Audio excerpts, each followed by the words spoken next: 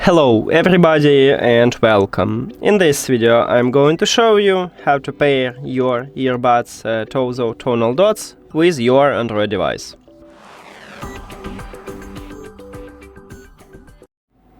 You have to start by open Settings and then go to Connected Devices or Bluetooth. At the device list click Pair New Device. Not all Android phones have this line, but I have it. So most of Android phones have. Now open the charging case and remove your earbuds from the charging case. Your earbuds enter to pairing mode automatically and you will see them at the device list. Now if your earbuds connected with another device, you need to disconnect from another device. So tap on them at the device list and click pair.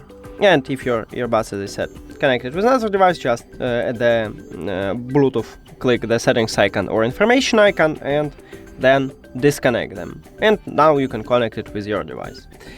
That's it. Thank you for watching this video. If you found it helpful, please consider subscribing to the channel and leave the like on the video. See you later.